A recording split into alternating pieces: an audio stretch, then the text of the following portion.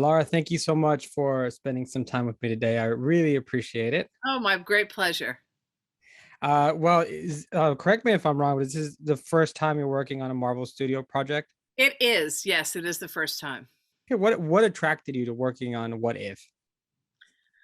Well, what didn't attract me working on What If? I mean, it's an awesome show with unbelievable challenges musically and every way. And it's great storytelling. So it's kind of a fantasy project, I think.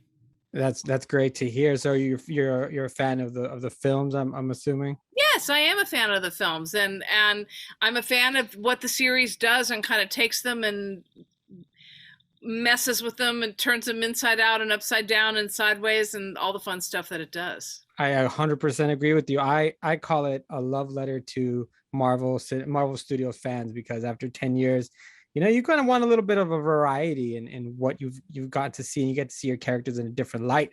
And with that, obviously comes a different sound. Mhm. Does it make it easier for you, or does it make it tougher to come in with all these properties with established sounds? I don't think it makes it easier or tougher. I think it's one of the things. I think on look, every project you have a set of challenges sounds like a negative word, and it's not a challenge. You have a set of sort of criteria of things that you have to deal with. How are you? What's the instrumentation for the project? What's the basis for the project? What function is score going to have? What are the things that you have to move with? And I think with this show, the challenge wasn't working with pre-existing sounds, but the question was, how do we want to work with pre-existing sounds? How did we want to? When we did, what did we want to do with them? And how do you pay homage to Mhm. the great scores and these characters without just trying to redo it? You have to do something new. That you, as you said, as a fan, what you wanted to see was new material, things reconsidered, and so that's what we're trying to do with the show. Period, but certainly with the music. Absolutely. I think the even the word challenges, I find it kind of filmmakers love it because they Yeah, know that when they're being pushed, yeah, they're going to create something new, and they're going to create something amazing that most of the time is going to push the envelope, and right, what's what people are going to love. yeah. My next question is, do what um does the creation of a sound for these episodes, do they start before you see any animation? Is it through storyboard, or is it through conversations? Where does that process begin? Because I'm assuming you need just as much time as the animators. With not quite as much time, I don't think, as it turns out, but I think it. I mean, this particular project started with a lot of conversations early on. With animatics, with storyboards, and with sort of all these big things. What are we doing? How do we deal with the material? What's going to work? What isn't going to work? And then we kind of started playing with stuff, and that's where all of that emerged. But I came on the project. I mean, I came on in 20, I think, even 18, but we really didn't start working. No, I can't remember the 18 or 19, but we didn't really start working on it until about a year ago. We talked about the title, we talked about these issues, how are we going to deal with pre-existing material, all of that. But it was these 9 episodes were a little under a year long process, really. Oh, okay. So I noticed that you put some period music in it. I know that I really enjoyed in the Peggy Carter episode one.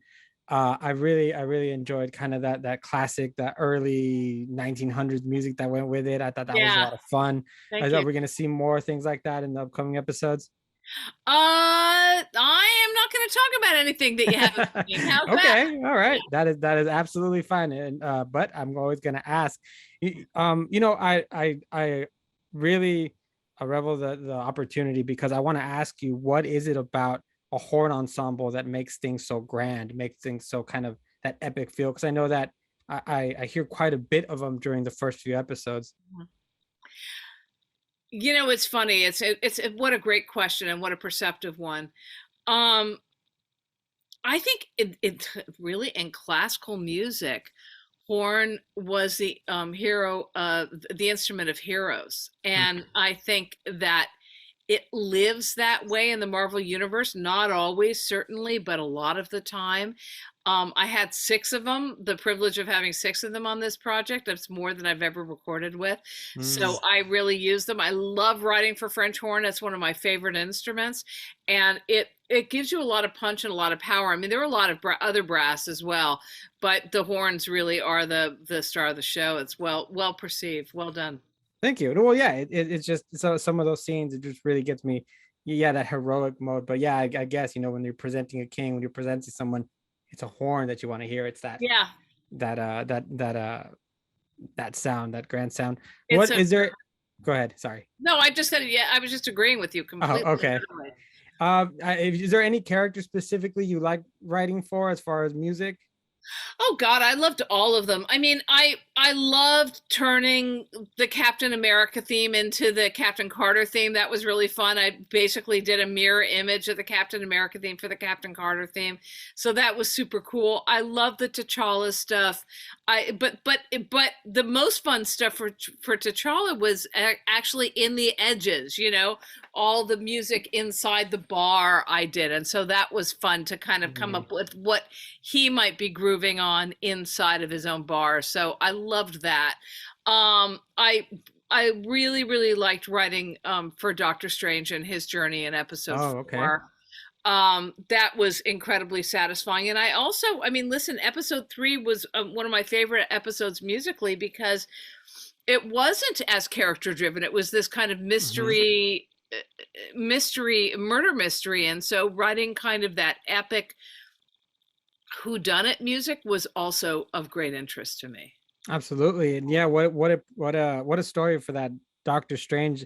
I've never seen it. I knew we were gonna get things flipped and everything, but man, that was quite the journey. What about that specific episode really stuck out to you? Well, I think what really stuck out to me is what what someone will do for love. Right. And I think, I mean, one of the things I love about that episode is this idea of taking a small part of a story. I mean, obviously a motivating force in his life, but taking a part of the story that we really didn't spend that much time with in the movies and exploding it and what that means for this character. So it's almost like I don't know, it's like I don't want to call it a prequel, but I guess that's what the multiverse is about. It's just another kind of offshoot of it. And it was really a privilege to write that music and to write this kind of epic tragic love music for him. And also, in that episode, um there was a lot of repetition in the music, right? It was really, but 4 chords Mhm. repeated over and over and over again that grew and grew and grew and grew. And that's kind of just runs right parallel to what went on in the story. Yeah, I agree. Laura, thank you so much for your time. My favorite episode so far musically has been the Peggy Carter episode for the same reasons actually you mentioned. Oh, The way it really? was turned around. Yeah, I Oh, really great. enjoyed that. And Great. I'm I glad. gotta say, before I let you go, I love your glasses. They're Oh, fantastic. I appreciate it. Thanks. Thank you. Have a good one. Thanks, Emmanuel. All right, bye bye. Bye.